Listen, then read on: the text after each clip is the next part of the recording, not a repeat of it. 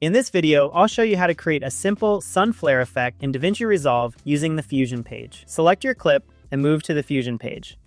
You should see Media In connected to Media Out.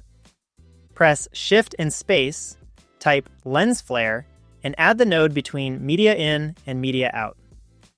With the lens flare selected, go to the inspector and position the flare over your sun using the center controls or by dragging it in the viewer. Move to the first frame. Enable keyframing on the position controls, then go to the end of the clip and reposition the flare so it stays aligned with the sun. Once the animation is set, adjust brightness to control intensity, anamorphism for a cinematic stretch, and flare position to fine-tune the look. You can also change the number of aperture blades to alter the shape of the flare. Keep the adjustments subtle, and you're done.